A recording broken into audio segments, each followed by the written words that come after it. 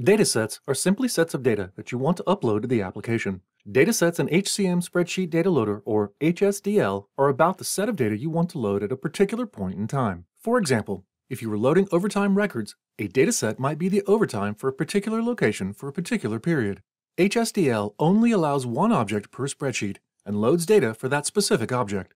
Data can only be loaded into HSDL through a dataset. We can't open a spreadsheet and start creating records because initially there isn't a dataset. The spreadsheets always start blank. I can search for a previous dataset.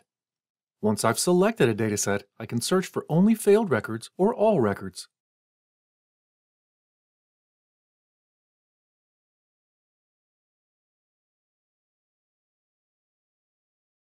There are two ways to create a dataset. The first is to create it and populate it manually.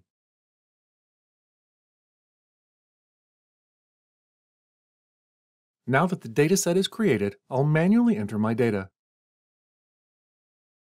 If I was entering a large amount of data, I could click Save to periodically save the data to the staging tables.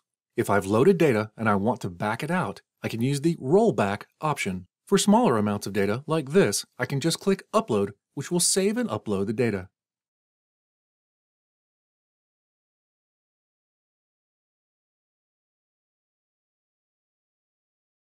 The execution status and the upload progress column give me the current status of the upload.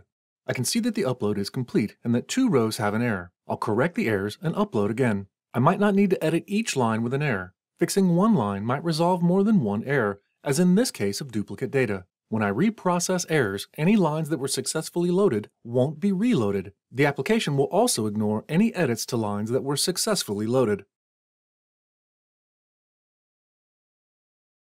The second way to populate a dataset is to import the data.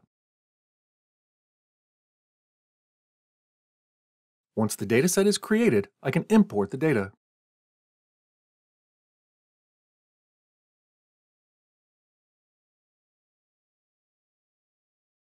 Once I've imported the data, I'll upload it, and if necessary, go through the same process to correct any errors.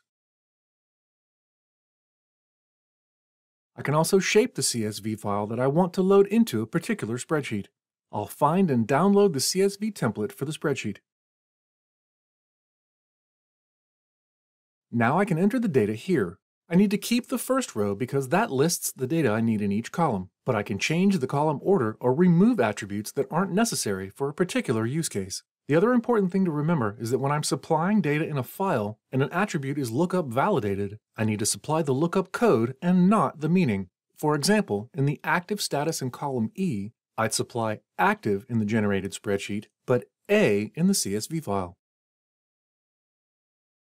Thanks for watching.